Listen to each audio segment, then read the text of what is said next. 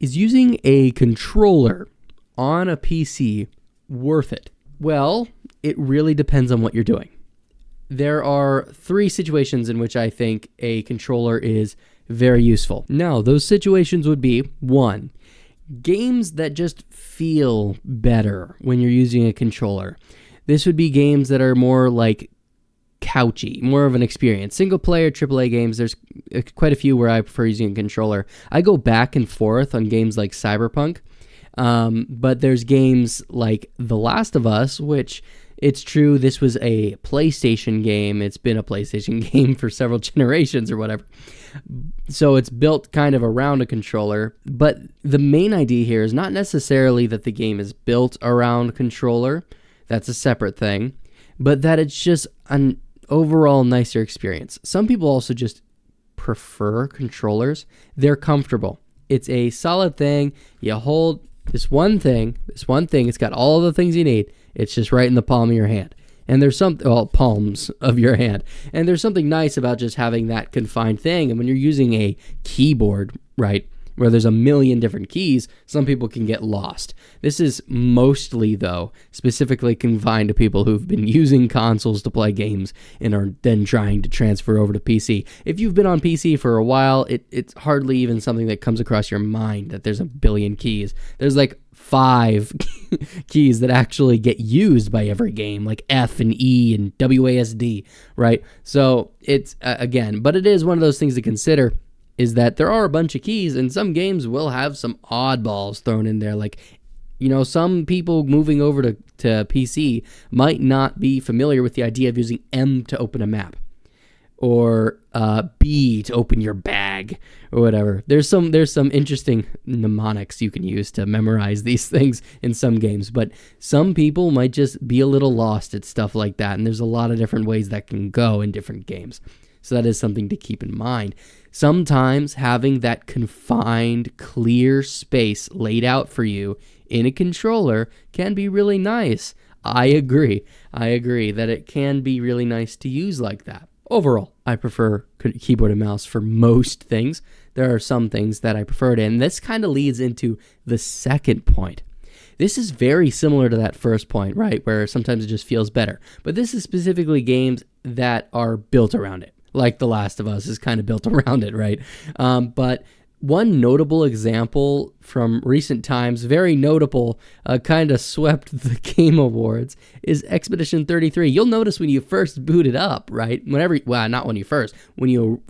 time you boot it up, it will give you a splash screen that says that this game is best experienced with a controller.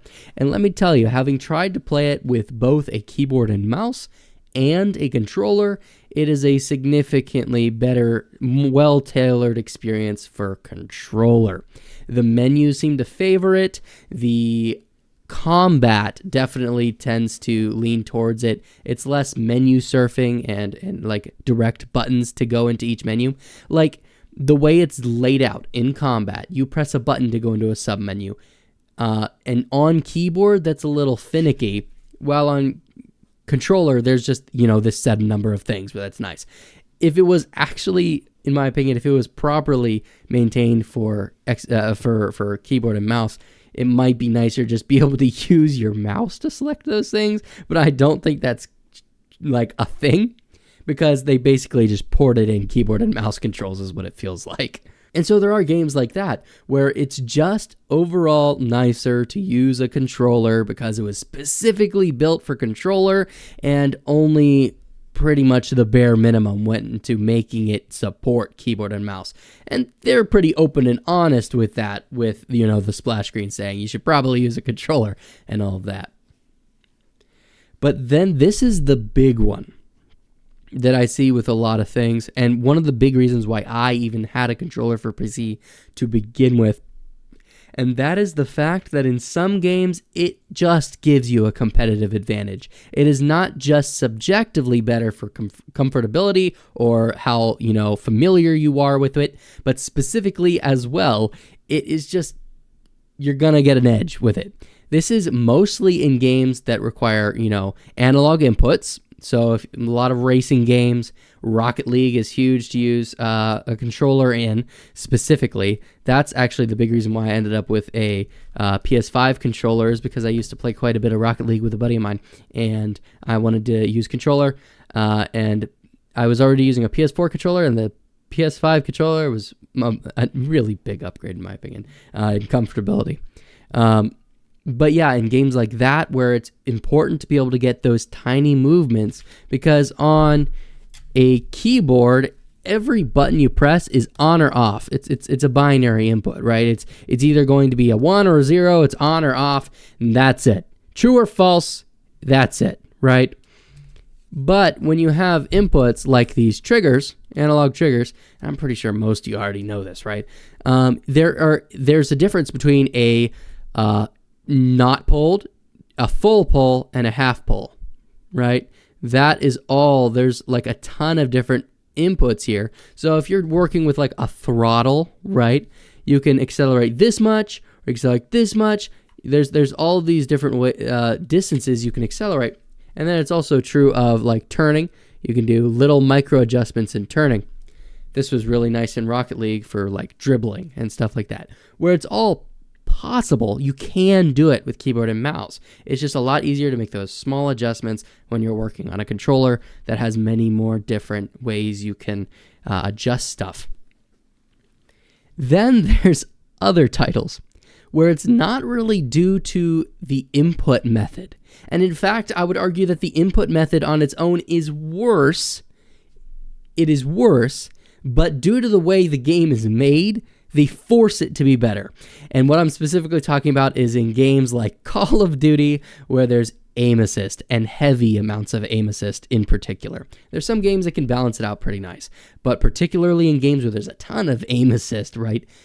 It's just so unfair to keyboard and mouse players that if you're not using a controller, what are you doing with your life? Well, okay, not to say, again, this is generally like a skill ceiling type thing, where if you're decent with a keyboard and mouse and you're decent with a controller, you're going to be probably about the same level, although controllers, just like having it lock on for you is crazy. But there's then all this tech where you have to be like constantly moving in order for the aim assist to have its max strength, so you can't stand still. So if you're somebody who likes to stand still while shooting, you're losing out on aim assist. I don't know. There's a lot of different things that go into Call of Duty's aim assist. But generally, it's really strong and really OP, so you want to be able to use it, so you use a controller, because it's basically free hacks. Okay, I know that's like some people really hate people calling it that, and I'm okay with aim assist existing. I love it, and honestly, I have a controller so that I can use it, right? It just means that anybody on a keyboard and mouse is kind of losing out.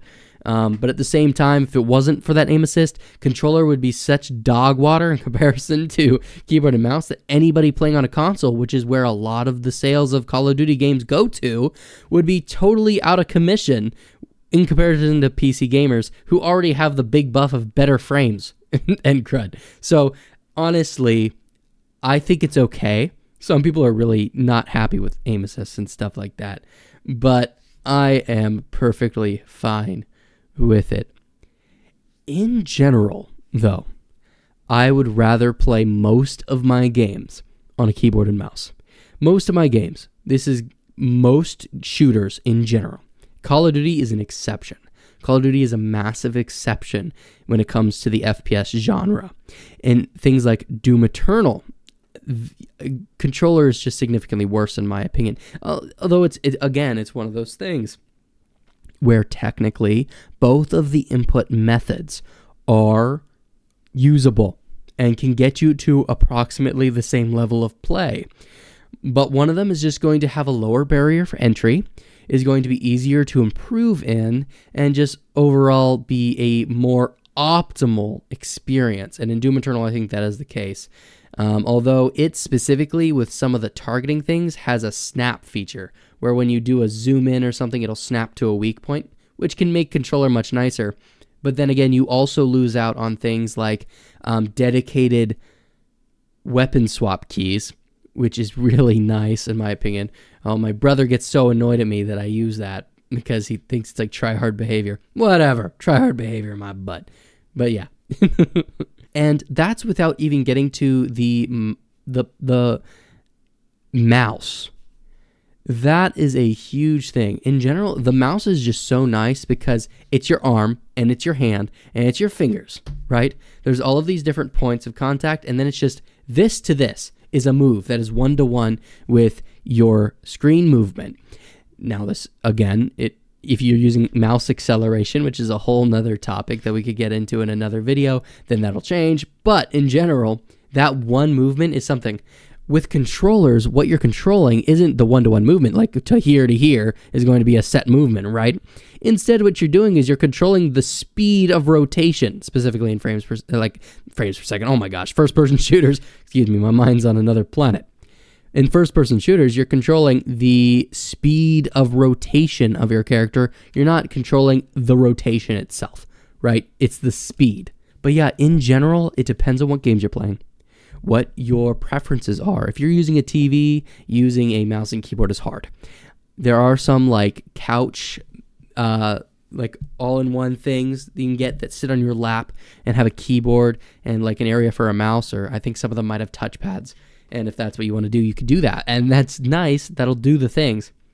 But honestly, sitting on a couch with a nice controller on a big TV can just be nice sometimes. And that's why I think that there is a place for both. I use both a lot, mostly keyboard and mouse, but I do use both and I love it. And now there's also the fact that on PC, you are going to be somewhat limited on what games even use controllers. Most games that are recent and dual releases, like they release on both console and PC, will support it, but there's a lot of older games that won't. I remember this being a bigger deal when I was a kid, was that some games just flat out did not support controller, even though they supported it on their console counterpart. That's changing. That's actually has changed from what I've seen, and now you can rest assured that it's going to be supported. This is especially true now that we have handhelds coming out that run Windows, and so these companies are really, these handheld PCs are really pushing companies to support controller on their PC release. But at the same time, this was happening before, I think, handhelds were even a very big deal.